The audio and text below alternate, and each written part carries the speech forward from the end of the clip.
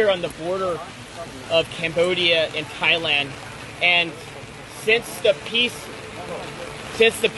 agreement was reached, the ceasefire, Thailand has continuing to insult President Trump by violating the peace agreement by putting up barbed wire fence and invading the peaceful people that live in this village. And you have to come with me to see this. Look over here. Look at all these. Look at all these innocent people, these children. Hello. Look at these children here. These children want peace. These children deserve peace.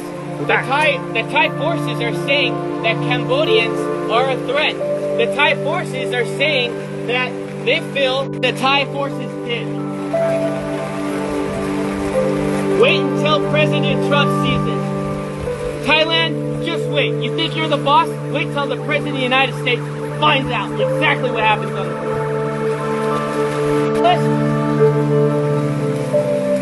And what did they do? They came here to this village.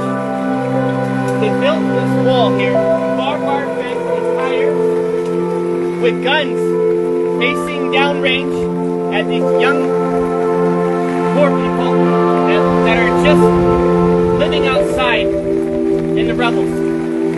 Thousands of them have now been displaced. Their homes have been taken away. Their schools have been like this before. I was there when the box withdrawal of Afghanistan, pulling the Americans out, when the fall of Kabul happened. I saw threats.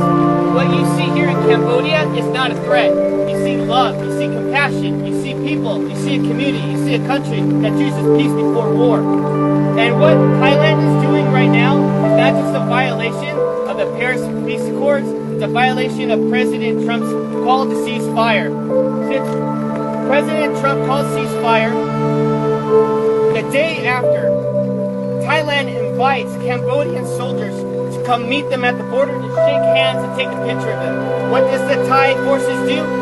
They went and they kidnapped 20 Cambodian soldiers. And still today, on day 17, they have yet to release the 18. They only released 2 because one of them was completely disabled and the other one is. They are being very, very silent. And the media has been very unfair here. The media has been unfair to the Cambodian people, just like President Trump. The media has lied about President Trump, and the media has lied about what's happening here on the border. So I want you to see for yourself. I want you to see right here. Do you think this barbed wire fence is safe for children at night to go play, to sleep, to go to school? Do you think it's safe for the children to be constantly worried that if artillery rounds have to drop on their heads? When that happened, when the war broke out, there was no soldiers here.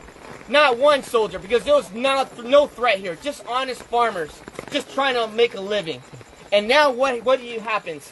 You get the Thai saying, oh, the Cambodians are bringing soldiers on the border. The Cambodians are causing a threat now because they want to protect their sovereignty. Well, you know what I think? I gotta say it as it is. It's a bunch of bullshit. And you know what? Thai forces needs to have some dignity. Home here costs $3,000. $3,000. The average home here in this province, in this village. And they want to go ahead and take their home away. These farmers are honest and they deserve dignity and they deserve respect. And I'm calling on all my friends in the White House correspondents. I'm calling all the senators and the congressmen that you work for. That I understand. We're all focused on Russia. We're all focused on trying to get a peaceful resolve there in Ukraine. We're all focused on Israel. But I'm telling you, as Michael Alfaro, you need to pay attention here what's happening on the border between Thailand and Cambodia, because I don't know how long Cambodians can hold on to peace and be resilient while Thailand continues out. I wouldn't want to be in that room. Because President Trump demands respect. He does not want to build your nation. He wants everybody to keep their nation. He wants everyone to be free and peace and harmony and respect. And what Thai people are doing is not okay. And this general, he's drunk on power, and all he wants to do is pretend that he's the king of Thailand. And that is not okay, to kill innocent lives for his own political gain. And I'm going to call it as it is. They need to tear down this wall so the children had more leaders like that. This world would be a safer place. But unfortunately, it's not, because we have Thai aggressors that doesn't believe in peace. They choose war. And I'm here to tell all my friends that invest in Thailand, you need to knock it off no more. We need to call for a protest immediately. And we, as a U.S. body, needs to call for action. Thailand needs to be severely punished.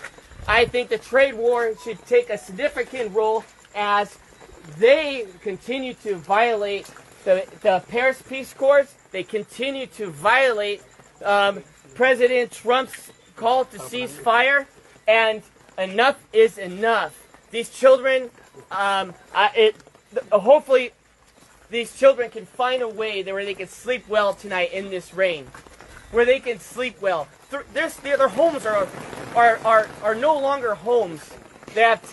We have to do something. The world has to get serious, and the world has to stop being politically correct. And we must act now before this turns into a genocide. Because since 1979, Cambodians have endured not one genocide, but 2 genocides, killing 3 million people, and even killing 8,000 people in Ghost Mountain by the Thai forces. And so I'm asking all of you friends, family, Facebook, share this message and let them know that Michael Alfaro is not okay with this, and I know all my friends are not okay with this. This is the most inhumane thing I've ever seen. And I'm going to continue to investigate. I'm going to continue to see in my own eyes to protect your country by dropping a bomb on a Buddhist temple. Where was the threat? Was there a soldier in the area? Was there children playing with guns? But where's the threat? There was no threat. The evidence is on you. And you know what? If you say there is no evidence, well, I'm calling on Elon Musk right now. Pull the satellite imagery. Pull up the satellite imagery that shows that Cambodians were just one day, a threat to Thailand. I guarantee you there's no evidence that exists. There's no evidence that exists. Because if there was, it would have been shown. And so what happened when the bombs were dropped, schools were destroyed, temples were destroyed, people had been displaced out of their homes. What happened was the crimes against humanity. We are not only just going to interview the 18 prisoners, you need to immediately release them. The ICC, this is the reason why President Trump pulled out of the International Criminals Court. Because you have no backbone for any decency in the world. Because if you did, you would press charges not on Netanyahu, you would press charges on Thailand for doing this to children, putting walls up on their soil. Came from. But it got my attention. I called some friends, and everyone was afraid to go to Thailand and Cambodian border. Everyone was afraid. So I said, no, I'm going to go myself. I'm going to figure it out. I also want to say this one more thing. Thailand wants to go and make the accusation that there are mines and ordnance that these Cambodian soldiers are planting. That is a lie. Everybody knows since 1970, United States has dropped these ordnance here, and it's always been here. Everybody knows you come in the country 9 years old, he tells them to go and search these fields, and the Thai soldiers end up stepping on a mine, and they hurt themselves, and they end up killing their own men. And now they want to turn around and blame it on the Cambodians. Well, where's the evidence?